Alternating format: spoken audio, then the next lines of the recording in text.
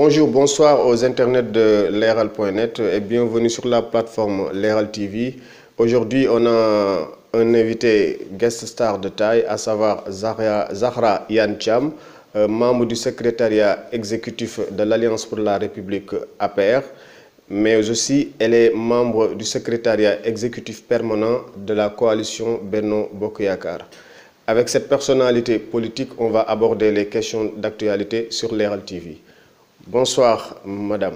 Bonsoir. C'est toujours un plaisir pour Leral.net de vous recevoir dans cette émission. C'est un plaisir partagé. Voilà.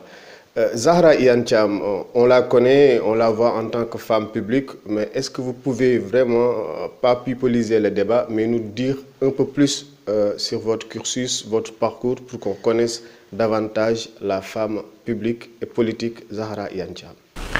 Je vous remercie. Permettez-moi avant tout de remercier l'ensemble de l'équipe de Leral.net, mais remercier également les internautes qui prennent le temps de nous suivre. Me présenter peut être une chose facile, tout comme elle peut ne pas être une chose aisée, puisque très certainement je ne verrai que des aspects positifs. Mais dans tous les cas, ce que je peux dire, c'est que je suis une Sénégalaise qui a vécu toute son enfance ici même au Sénégal. J'ai fait l'école primaire au niveau du collège Al-Zahra. Ensuite, j'ai dû, pour des besoins professionnels, voyager avec mon père en tant que diplomate. C'est ainsi que j'ai pu faire plusieurs pays, notamment le Maroc et le Caire. Ensuite, nous sommes revenus au Sénégal où j'ai pu faire le lycée mixte Maurice Delafosse en première. Ensuite, je suis allée au cours privé Madiaye Sall en terminale B, sanctionné par le bac. Ensuite, je suis repartie faire mes études supérieures, une partie à l'étranger entre le Maroc et les États-Unis, une autre partie ici même où je continue toujours de me perfectionner. Puisque pour moi, la vie est une formation. La formation ne s'arrête jamais. Il est toujours temps, lorsqu'on a les moyens de le faire, de se parfaire. Ce que nous essayons de faire. Maintenant, à côté de cela, il y a ces dispositions qui sont peut-être innées, mais en tout cas, je les prends avec beaucoup d'humilité. Parce que j'ai toujours voulu être dans des groupements associatifs pour être un peu ou pour participer à tout ce qui peut faire la promotion, l'épanouissement de mes concitoyens. C'est ainsi que au niveau du quartier Liberté 2 où j'habite, je me suis toujours engagée avec d'autres camarades à être dans les mouvements associatifs, ce qui m'a conduit un peu logiquement dans la politique où je fus secrétaire général de parti, l'Union pour le développement du Sénégal Innovation, qui avait en son temps porté la candidature du président Macky Sall en 2012 sous la bannière de la coalition Macky 2012, où lui-même avait fait l'honneur de faire partie des 3 coordonnateurs techniques qui avaient un peu supervisé le travail au niveau du directoire. À la suite de cela, bien entendu, dans un esprit de cohérence par rapport à des principes de vie, de fonctionnement, nous avons naturellement fusionné avec l'Alliance pour la République où, comme vous l'avez indiqué dans votre présentation, je suis membre du secrétariat exécutif national et membre du secrétariat exécutif permanent au niveau de la coalition Benno Bokk Yakaar. Non, à côté de cela également, je suis dans des daïras. Je suis dans des daïras, je suis dans du tontine de femmes parce que je me veux être sénégalaise. Je me veux être comme tous nos concitoyens. Je fais tout ce que les gens font. Je vais au marché, je fais du sport, je sors avec mes enfants. Donc vraiment, j'essaie de faire tout ce que tout le monde fait, même en étant une personnalité publique.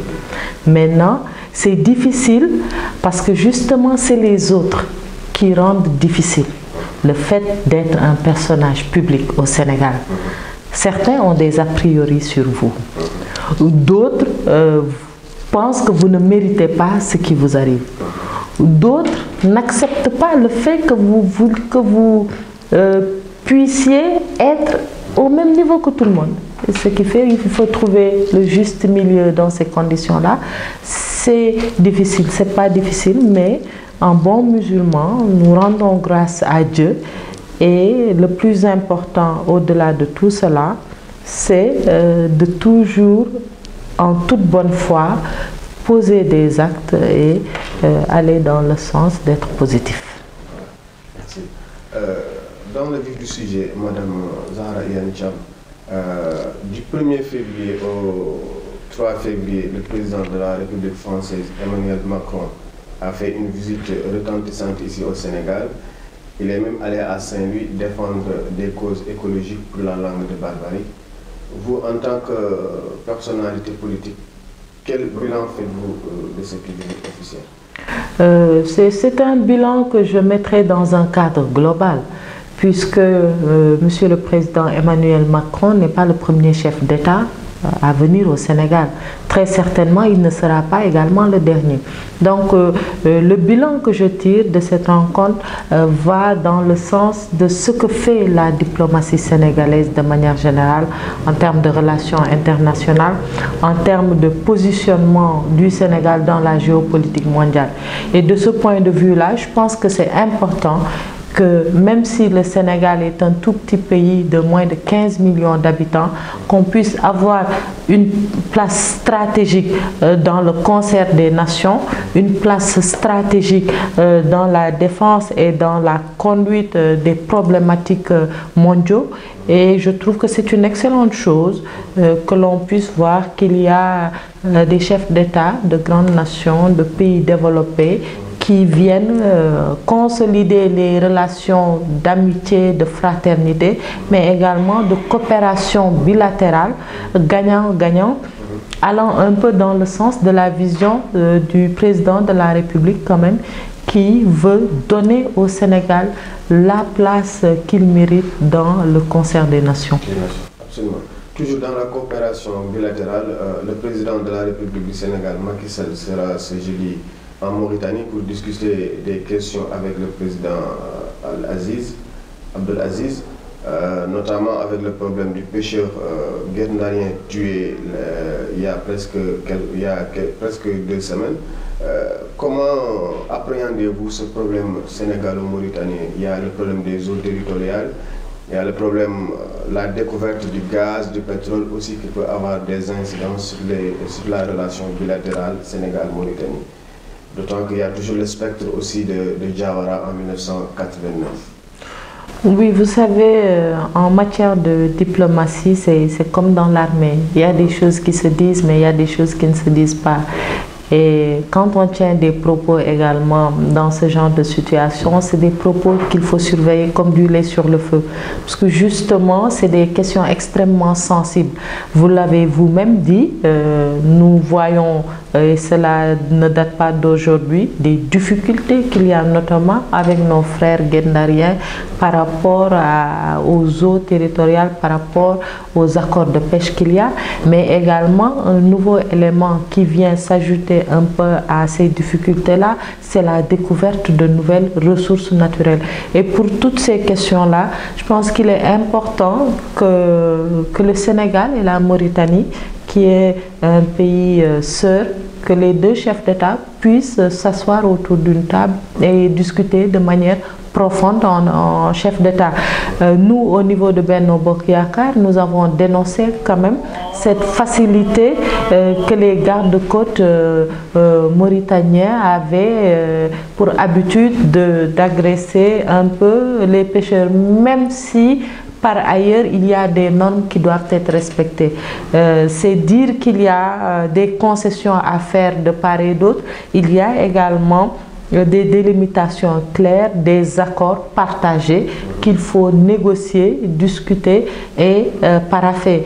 Et comme je vous l'ai dit, ce sont des questions de diplomatie qu'il faut gérer ce qui est réconfortant et ce qu'il y a lieu de noter à ce niveau-là, c'est la détermination du chef de l'État à vraiment régler cette question-là une bonne fois pour toutes. Et c'est tout le sens du déplacement, d'autant plus que nous avons d'autres relations avec la Mauritanie. Il y a quelques années, je pense que c'était l'année dernière, il y a eu des accords pour l'exploitation de l'électricité, de l'énergie, etc. Donc il y a beaucoup de choses que nos deux pays peuvent faire et garantir une stabilité sociale me paraît être une condition sine qua non pour mener à bien toutes ces intentions-là que les deux pays ont. Absolument. Madame Thiam, quelle est votre opinion sur le débat agité autour de la franc-maçonnerie au Sénégal? Récemment, il y a eu le congrès qui a été annulé ici à Dakar et aussi la venue de Rihanna aussi a vraiment créé une certaine polémique. Quelle est votre opinion là-dessus? Deux choses. Hein. Je pense c'est difficile de répondre à cette question dans la mesure où vous l'avez indiqué à l'entame de l'émission. Lorsqu'on est un personnage public, il faut faire très attention à ce qu'on dit. Mais je pense également que nous sommes des citoyens avant tout, faits de chair et de sang. Et donc nous pouvons également donner nos points de vue de la manière la plus simple. Alors, pour répondre à votre question, je vais vous raconter une anecdote. Ma fille est venue me dire, maman, qu'est-ce que ça veut dire franc-maçon? J'ai voulu l'expliquer, mais je n'arrivais pas, je ne savais pas. J'ai cherché pour lui dire c'était quoi franc-maçon. Finalement, je lui ai dit, va taper dans Google pour voir quelle est la définition qu'ils en donnent. Ce qui fait que pour moi, c'est des questions que les gens agitent. Mais ce que je retiens, moi, au plus profond de moi, c'est que chaque personne a en âme et conscience, doit vivre selon ses principes, sans pour autant juger l'autre.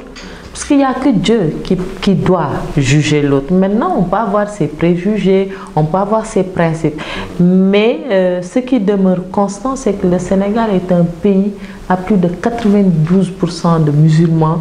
Nous avons une terre où les Sénégalaises et les Sénégalais ont une foi pointue, même chacun en étant dans une tariqa, même chacun en ayant ses croyances, ses choix par rapport à son marabout, nous demeurons et nous retournons toujours vers Allah. Donc de ce point de vue-là, je n'ai aucune inquiétude à me faire. Maintenant, par rapport à Rihanna, moi je dis, si j'avais la possibilité d'aller l'accueillir, je serais partie l'accueillir parce que c'est une personnalité publique qui fait de belles choses. C'est un artiste comme tout artiste, comme Youssou N'Dour, comme d'autres artistes. Ce n'est que ce côté-là que je vois. J'ai eu l'occasion de rencontrer Angelina Jolie, qui était elle-même envoyée spéciale au niveau des Nations Unies et qui se battait pour la maltraitance qui était infligée aux femmes, etc. Donc ce sont des personnes qui ont une ligne de conduite, qui ont un programme et qui se battent pour ce programme-là. Si c'est ce côté positif-là qu'il faut exploiter, pourquoi pas?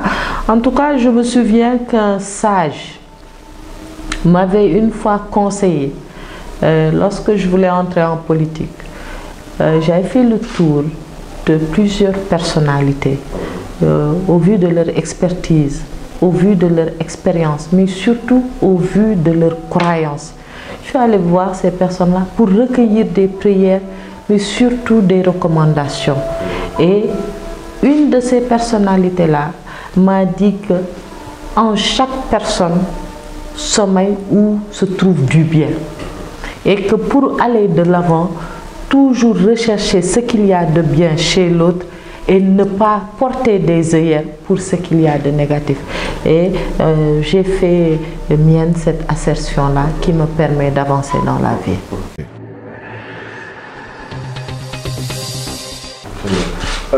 Idrissa Seck, qui a fait une tournée nationale dans les coins les plus reculés du Sénégal, a avancé que le Sénégal est en crise à presque tous les niveaux. Il a même battu en brèche la couverture de maladie universelle. Est-ce que cela vous parle, cette déclaration d'Idrissa Seck? Oui, mais Idrissa Seck, je ne peux pas lui en vouloir, puisqu'il n'est jamais là. Cela ne m'étonne pas qu'ils ne comprennent pas c'est quoi la couverture maladie universelle. Cela ne m'étonne pas qu'ils pensent que le pays est en crise au vu de l'endroit où il vit, puisqu'il ne vit pas au Sénégal. Il est allé trouver les coins les mieux nantis, les mieux lotis, les plus beaux, avec de belles décorations, une belle vue, un bon climat, et y vivre. Donc si par intermittence, il vient au Sénégal où nous vivons les réalités au quotidien, c'est peut-être normal qu'il pense qu'au vu de ce que lui, il connaît, le pays est en profonde crise. Vraiment, je ne lui en veux pas. Je ne lui en veux absolument pas. Par contre, ce que je voudrais lui dire, c'est que lui, tout comme d'autres acteurs politiques, en l'occurrence M. Mamadou Ndoye, qui n'ont jamais été là lorsque nous nous battions, lorsque nous battions avec nos mains, avec nos sueurs, avec nos forces pour améliorer le vécu de nos concitoyens, de nos compatriotes. Lorsque nous avions laissé derrière nous famille, enfants, lorsque nous étions debout parce que nous croyons en notre pays, on ne les a pas vus. On ne les a pas vus.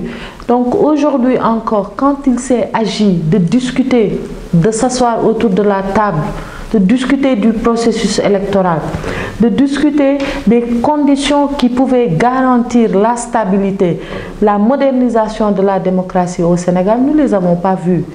Et moi je pense qu'ils sont venus avec leur axe de communication pour nous distraire. Et ce que je leur dis, c'est, en tout cas, peut-être que je ne vais même pas m'adresser à eux, mais je vais m'adresser plutôt à leurs électeurs. Ils devraient pouvoir les édifier sur la nature de leur nationalité. Puisque lorsque nous sommes allés au niveau de la table de négociation, nous avons dit qu'il y a des dispositions dans le code qu'il faut rendre effectives.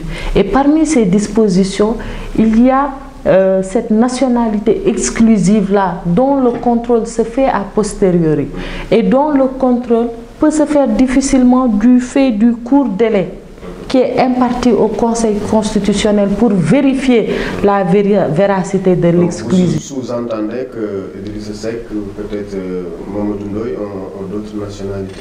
Je pense qu'ils devraient édifier leurs électeurs par rapport à cela. Parce qu'il ne faut pas qu'ils les distraient quand ils savent pertinemment qu'ils ne peuvent pas, qu'ils ne sont pas sénégalais. Je pense que foncièrement en eux, ils ne se considèrent pas comme sénégalais. Et donc, venir dans des périodes où le gouvernement, avec à sa tête le Premier ministre, le chef de l'État se battent pour réaliser leurs engagements, nous distraire sur des crises ou sur des politiques telles que la CMU, peut-être pour Mamadou Ndoye, on peut faire des concessions, mais pour monsieur l'ancien Premier ministre, il avait largement le temps de faire ses preuves. Il dit que c'est juste un slogan politique, mais dans les faits, ça ne reflète pas une volonté réelle de vraiment assurer une couverture maladie pour les populations les plus démunies. Vous confirmez ce que je disais, il ne vit pas au Sénégal. Il ne vit pas au Sénégal, il fait des consultances, mais quand même, il maîtrise l'actualité du Sénégal. Oui, mais il maîtrise via... Il y a quelqu'un qui maîtrise via WhatsApp. Lui, il ne peut pas maîtriser le pouls de ce pays-là à travers une baie vitrée, avec un superbe paysage, une superbe vue à côté. Non, nous n'évaluons pas. Nous ne sentons pas, nous vivons ce que nous vivons au Sénégal. Et ce que nous vivons au Sénégal aujourd'hui, c'est que si mon enfant, de la naissance à 5 ans, il peut aller se soigner gratuitement. Ce que nous vivons aujourd'hui, moi qui suis de Taïba Nguéyène, dans la commune de Nabadji Civol, dans la région de Matam, lorsque mes compatriotes qui du village de Taïba Nguéyène à la route nationale d'une distance de 4 km faisaient cela à dos d'âne ou sur une charrette, aujourd'hui ont une ambulance au niveau à portée. Et c'est la même chose pour tout le monde. Et en plus de l'ambulance, les villages sont désenclavés à travers les pistes, l'électrification rurale, je n'en parle pas. Je reviens de Kossi Thiamène, dans la commune de Ndiafat, où les populations sentent ce qui est en train d'être fait au niveau du PUDC. Le Puma, n'en parlons pas, où plusieurs de nos compatriotes n'arrivaient même pas à avoir le réseau Orange. C'était plutôt le réseau de la Gambie. Ce sont ces questions-là qu'il faut voir. Vous allez plus loin dans le Sédhiou, plus loin à Ziguinchor, plus loin dans les autres contrées où les gens vous disent nous nous sentons maintenant concernés, nous sentons que nous sommes des Sénégalais à part entière, bénéficiant de l'ensemble des politiques publiques qui sont exécutées par le gouvernement. Maintenant que lui, il passe 11 mois et 15 jours à l'étranger pour venir après sur les 15 jours nous dire que le pays est en crise, ben, nous verrons à l'issue de l'élection du 24 février 2019 la réponse des populations. Justement, à l'élection de 2019, que Khalifa Ababacar Sall, le maire de Dakar, est en prison, en train d'être jugé pour la caisse d'avance. Il y a Karim Wade, vous évoquiez tout à l'heure WhatsApp, j'imagine vous parlez de lui. Karim Wade en exil forcé, entre guillemets. Est-ce que cela n'est pas la résultante d'une certaine volonté quand même d'éliminer les concurrents sérieux à la présidentielle de 2019 de la part du président de l'APR, Macky Sall? Deux choses, ou même trois. La première chose, seul Dieu a le pouvoir de donner et de retirer. Et aujourd'hui, quand bien même on aurait mis tous les potentiels candidats dans les conditions que l'on veut, mais en tout cas tous les potentiels candidats pour les empêcher de briguer un mandat. Si Dieu n'a pas inscrit sur nos fronts que Benno Bokk Yakaar gagnera ces prochaines élections-là, nous ne pourrons pas gagner. Ça c'est une chose, ça c'est un premier point. L'autre élément, vous parlez d'exil forcé, je parlerai plutôt de choix. Monsieur Karim Wade a été très certainement mis, puisque je ne suis pas dans le secret des dieux.